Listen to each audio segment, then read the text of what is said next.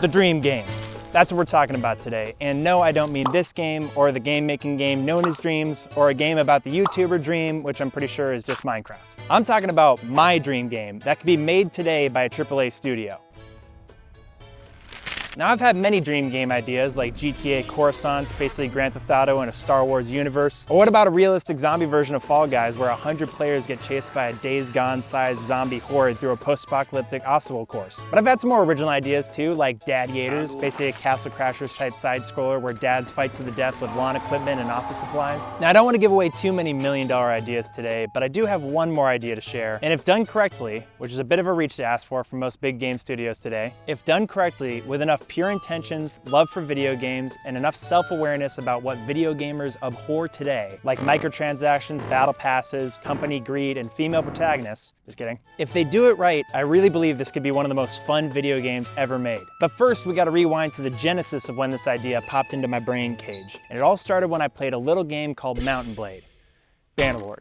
I should clarify, Bannerlord. Now, I had heard about Mountain Blade for years, but every time I took a look at it, I felt the strong urge to vomit. That's talking about Mountain Blade Warband, which was made in 2010 by Tailworlds Entertainment, and for obvious reasons, mainly due to grandfather time, it's not so easy on the eyes. But just wait until I show you Bannerlord. This game's gonna make you want to puke way less. But still kind of, it's not that great looking of a game either. But that's not what makes this game great. Remember the ancient gamer adage, do not loveth her for her gameplay, but for her graphics. No, other way around. Do not loveth her for her gameplay. I'm saying it the same thing. Do not loveth her for her graphics, loveth her for her gameplay. What makes this game great are the ballsy concepts that are actually pulled off in a fairly functional state. And it's fun as hell. This game's got balls, and I literally mean that. No, not like that. It's a battle simulator, army management, large-scale land grab strategy game. You create and play as one character in the game. My guy's name was Jarth Dinglewood, son of Jobo of the Kuzite people. I like it! After a brief tutorial, you're put on the overworld map of Calradia, like the scout that you get at the beginning of every Age of Empires game. The goal of the game is pretty open-ended, but what you'll mainly be doing is building up a party of soldiers that you fight alongside to claim settlements, towns, castles, and build up a kingdom that you can use to forge alliances or decimate your enemies. Oh, yes! Or you could lose and have your entire empire crumble before your eyes, watching your people be slaughtered by the hundreds, losing everything you've ever built in the blink of an eye, and having the Dinglewood Kingdom vanish like the forgotten city of Atlantis. We just lost everything. We just lost everything. There goes all of my guys. All of my men. But hey, the sun will come up in the morning. And you pull yourself up by the bootstraps and do it all over again. As a balls type game, Bannerlord has a strong influence on what my dream game should look like. Like, one of my favorite aspects of the game is that it doesn't really make you feel like the main character. Like, this word is tossed around a lot, but the game does feel alive. And no, I don't mean that you can go watch wolves hunt down deer, or watch an employee of a workshop live out his whole 9-to-5 schedule, including him going back home and making love to his spouse. What I mean is, the world moves on with or without you. Your kingdom is not the only one trying to expand. People are constantly moving around Calradia like a bunch of ants carrying breadcrumbs. And as you ride around, you can interact with all these people, whether it's a caravan tradesman or an army leader. And they're all doing their own thing, whether it's trading between towns or massacring a nearby village. Every hour that passes by, other forces around the world are at play, taking over land, rebellions are rising up, kings are being taken prisoner or slain. And if you just sat in the tavern all day, playing Pullock and drinking slog all day, all of this stuff will play out without you. But your name would never be remembered, and the Dinglewoods will be forgotten. Bannerlord sells itself as a battle simulator, and for good reason. The battles in this game are awesome. It's crazy to see huge lines of infantry and horsemen slam into each other. It gets the blood pumping, and it'd be a cornerstone of my dream game. Battles start small, but they get huge, into the hundreds, and with some mods, even the thousands. I'm a big fan of a lot of RTSs like Age of Empires 2, HD, Remastered, Definitive Edition, but in those games, you're the god that controls them. In Bannerlord, you're in the front lines with them. There's so many moments in battle that feel so cinematic, like you're freaking Jon Snow in the Battle of Bastards, where you slice down one guy and another guy's coming at you and he gets trampled by a horse. Meanwhile, you're dodging arrows all over the place and making sure you're not losing too many men. And in the chaos of it all, you're also looking for commanders that if you can get to them and kill them, you can stop their strategic advantage and turn the tide of battle. For Frodo.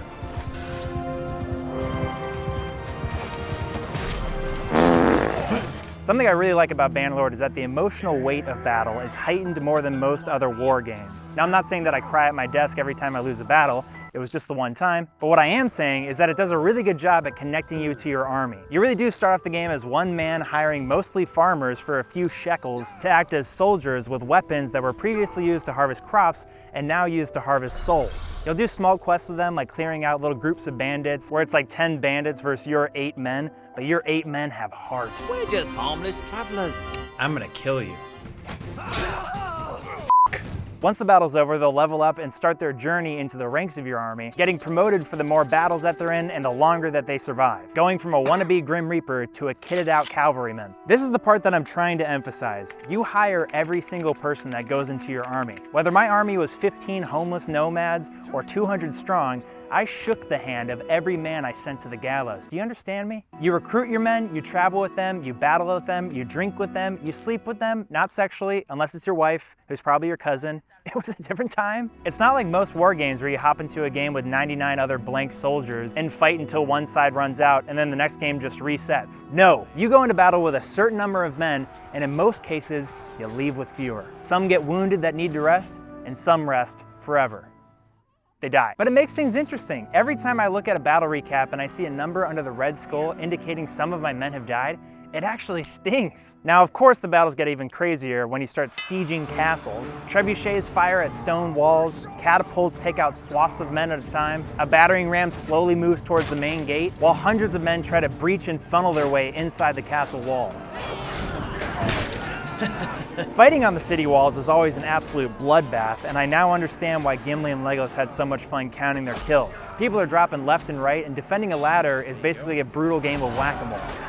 And one of my favorite elements of Bannerlord is the fact that they retain corpses after a battle, so you can see how many men truly fell in battle that day. Now, there's plenty of things that this game does awesome, and it's truly become one of my favorite games ever made, and I don't say that lightly. And I hope I've inspired some of you to give it a try. But be warned, it's not exactly the most user-friendly game ever made, and there's a bit of a steep learning curve, and there's about 10,000 things I wish the game would improve. The reason why I'm mentioning this in my dream game video is because I don't want my balls type game to have the same pitfalls. And if Tailworlds is watching, I hope they appreciate some constructive criticism. After all, they've done a great job on some things. All right, we got a few things to talk about. So this game doesn't hold your hand, which I like. I can appreciate that. I like dusting off my old encyclopedia to go track down some lord. But the game can abuse us. Like the first quest in the game couldn't be more poorly explained, I feel like. Neretz's Folly is what I'm talking about. You're a smarty pants if you figured out this quest on your own, but I feel like I'm not alone here because 150,000 other people had to look up this video. Just make the quest a checklist of 10 names and then say, hey, you can find all these guys in the encyclopedia and we'll be off to the races. The next thing the game needs to fix is as basic as it gets, and it is a graphical update. The graphics just, look, sometimes the game can look good, but there are large portions of Bannerlord that look like a fucking PS2 game. Why does a game in 2022 not have shadows under its fucking characters? And the battle environments couldn't look any more boring. And I understand like there should be a big clearing for battles and stuff, but like the trees and bushes that are sparsely placed around, the assets are just like super outdated. It's just like tree tube meets flooring. And there's graphical bugs everywhere. There's jagged shadows, the dust that gets kicked up when you walk around, there's glowing water. And I can't tell if the game has dabbled in like procedural generation, but they should definitely give it a look, because I'm kind of sick and tired of doing the same hideout 9,000 times. Like Tailworlds, have you guys heard of Unreal Engine? Like, do you know what they're doing with nanite technology? Have you seen what Iron Man can do? It's pretty wild. I know they'd take a cut of your profit, but this could really level up your game. While we're at it, let's add some badass weather effects. Let's get Helm's Deep in this bitch, where there's heavy rain pouring down on armor. Reach back on the menu, boys. Come on, it's like a heavy-duty sparkler. I want to get another one. Oh, while this is unlit and boring looking, we should talk about the soundscapes. Add more of them. Why does the tavern in Bannerlord sound like this? Somebody talk. It's a bar. Have some fun. Have a drink. This is kind of blasphemous, but these are video game socks that I got as a Christmas gift, and they don't fit me that well. It's got huge, big, dumb hobbit feet. The next graphical conundrum is the humans in this game look barely passable. What is your name? What, do you think I'm talking about Jarth? No, Jarth looks cool as hell. I'm talking about Forehead over here. I don't understand why so many games make their character customization similar to Dark Souls, where like the bodies are huge and the heads are super tiny. Like they're all built like Hassan. Just a playful tease, I have a huge fucking head. But I will give credit where credit's due. The armors in this game look great, especially in some good lighting. Now there's one more thing we gotta talk about fixing before we go dream mode, and that is fixing the user interface in Bannerlord. Now I'm gonna make this quick because talking about menus is not exactly the hottest topic, but it is the most annoying to deal with in Bannerlord. And I'm not saying that the user interface in Bannerlord is bad. I'm saying it's atrocious. From your inventory to the settlement menus to the satanic deployment menus, I'd argue that this is where Bannerlord is losing most of its new player base. Just simply going to your first settlement menu, you're presented with like 40 different icons, which like half of them you don't even need to know about before you start your own kingdom at clan tier 4. And simple things are kind of hard to find and not really pointed out in the tutorials, like how horses really affect your carrying capacity and your travel speed, or the fact that it took me like 30 in-game hours until I realized you can customize the gear of your companions. Because yes, with all the icons on screen in the inventory menu, this tiny little grayed out triangle was a little hard to find. And while we're here, why the hell did you make the lock button a grayed out dot? Make it a lock icon, thank you. And the most important part that needs to be frankly scrapped and rebuilt is the deployment menus. I don't understand how the F keys got involved at some point. The forbidden keys, that's what the F stands for, are an integral part of combat in this game. F keys are only supposed to be used for like screenshotting and pranking your friends into exiting games. And I know that I'm probably ruffling a lot of Mountain Blade veteran feathers, and I'm sorry, but there's gotta be a better system that we can develop that doesn't use them. Let's pretend this is on fire. You know what? In post. There we go. Is it easy to do? No. Look, all that's really left to say is that this deployment menu is just an absolute mess. And setting up castle defenses, at least in my experience, like I'll set up all my guys on a wall and then they'll immediately go to different positions as soon as the game starts. And again, Tale Worlds just needs to explain things better. Like, what's the difference between charge and engage? And when the hell do I use scatter? I'm not asking the commenters here. Tale Worlds, explain that better. The things I want to fix in Bannerlord are numerous to say the least, but I really appreciate what the game is trying to do. It's ambitious, it's gutsy, it's ballsy, and that's what my dream game would try to be. It would try to be a balls game. Now there's actually two parts to this dream game idea. One is making an individual banger video game, and the other is taking the concepts behind Bannerlord and the dream game and applying that to multiple IPs, basically making a new genre of video game. I imagine some of you already know where I'm going with this. And you'd be correct. But for the first part, the individual banger game, we should start with the balls. It would have many fundamentals of Bannerlord, being a third-person game that you play as one character that you create. You'd recruit soldiers, there'd be open world travel, there'd be small to large-scale battles, and you begin to make a name for yourself, creating your own kingdom or working as a mercenary, starting your conquest to rule the world. As far as the settings go, I want to take a lot of inspiration from Game of Thrones. As much as I love an artistic art style like Breath of the Wild, I think with all the technology advancing so quickly, with Unreal Engine especially, I think we should go realistic graphics here. I want it to be dark, gritty, medieval with low fantasy elements. And I want to see some blood. Give me decapitations, removable limbs, fulfill my bloodlust chivalry style. Let's also keep the main species human with a bunch of different kingdoms like they do in Bannerlord. Okay, maybe one like cursed race that's like a human that has gray skin with black eyes and deformities all over the place and maroon veins that protrude off of their skin. Maybe we call them something like the Kell, you know? I don't know, I'm just getting creative here, all right? In Bannerlord, your character ages and can die of old age, and I want that in my game. However, I don't think it capitalizes on this mechanic enough, and I don't think a ton of games capitalize on aging enough. In my game, I'd want your character to start at 20 years old, and as time goes on, his hair should grow, his beard should grow, he should get dirty if he hasn't been home in a while, his armor should get dinged up here and there, wrinkles should set in as years pass, gray hair should start sprouting around, and if you fall in battle and not die, I think wherever the fatal strike landed, there should be a scar that's put there that starts off graphic but fades with time. And all these scars should be random. You shouldn't be able to choose where your cool scar lands. You should have to earn it. As far as story goes, we can kind of sidestep this because I feel like it should be more of a sandbox type game. Not to be a pretentious douche, but every player has a unique story. But let's get a little more technical here and talk about the combat. Bannerlord has what I call a working system. It's really simple, it's not too deep, and most of the time I just feel like a stiff little toy soldier. I think there's an unsung hero of third-person combat that we need to look to for inspiration, and that is For Honor. For Honor has a similar combat style where it's like angle-based attacks, but it's much deeper and more cinematic looking. Unfortunately, it's a Ubisoft game, so it's covered in ridiculous UI. I would immediately strip down that UI to where it's basically just a triangle and a dot. I would take away the health bar, keep in the parrying and the dodges, keep in the blocking. I would definitely speed up the combat of For Honor and then make it like 1 to 4 hits to kill your opponent. Another thing I would want to take from For Honor is the executions. But again, you need to make them faster and then also take out any of the executions that are immersion breaking. Holy shit, do I hate these things. Like, why are some of the executions like you teleporting your enemy into another fucking universe? Why do games do this? Was to decapitating your enemy as a medieval knight not cool enough? You had to go break the laws of physics to impress your young MCU fan base? I also do love ragdoll physics, and Red Dead Redemption 2 has amazing ones, especially with their death animations. Like if you shoot a cowboy in the throat, he's literally like, you can hear the blood entering his neck, and he's like, please, I have a family. And then your guy's like, no, you had a family. And then you go to a nearby pasture and think about how killing a man is a hell of a thing. You take everything he's ever got and everything he's ever gonna have. And don't get me wrong here, Bannerlord has some awesome ragdoll physics. Spearing somebody in the face is awesome, but I would really like to see like a knight in the middle of a battle get his like hand cut off, and then he's just like, help me! And as he's looking around for his hand, a bastard sword just splits his chest open.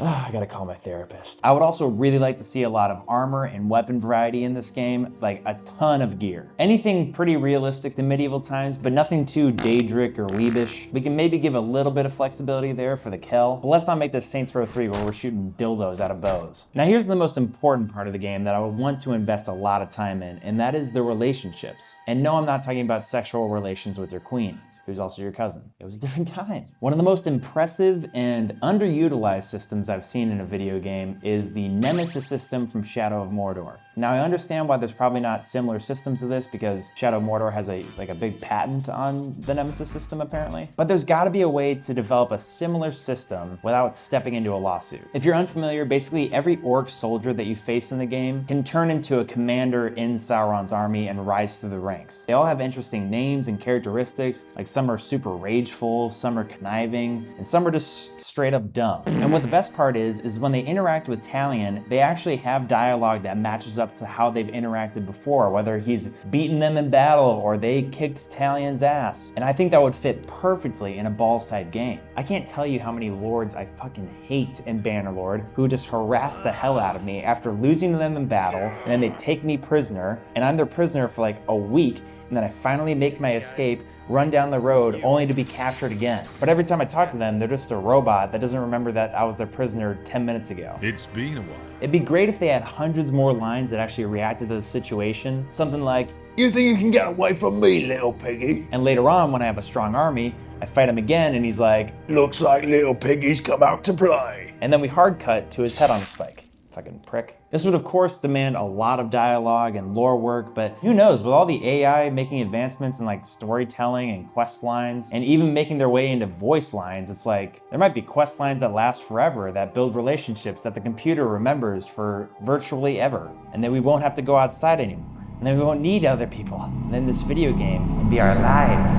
I just think it'd be so cool to have like an arch nemesis with a physical scar from the last time you had an encounter with them, and have lords that are almost emotional before the fight because you killed their king, who was also their father. Or it'd be sweet to have friends that you come across that you've had battles with, like it's Samurai Jack and the Scotsman, where your friend's like, oh, Dinglewood, how you doing, mate? You sticking the Imperial dogs lately? Mike Wazowski. Oh, and one more thing that needs to be in my game, and if it's not, don't even make the fucking thing, and that is co-op play. And no, I'm not talking about an MMO, and no, I'm not talking about making servers with 100 players. I am simply asking for co-op play in a medieval fantasy game where it's me and 3 other close friends going on an adventure together. I truly don't understand why some of the greatest adventure games like Breath of the Wild, Skyrim, Fallout, Cyberpunk, Elden Ring, the Assassin's Creed games, Hogwarts Legacy, Subnautica, and countless other games don't even seem to consider adding a co-op mechanic to their game.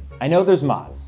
I don't know what we're losing here adding this optional feature to a game, and especially when a lot of the games that I listed already have a built-in AI companion system. Why couldn't we just add a real player into the companion? Why can't we do this? I love playing with my friends. But that's kind of the gist of the dream game. Definitely let me know what you think about it in the comments. Oh, I did want to say also, who would develop this game? I'll let you guess.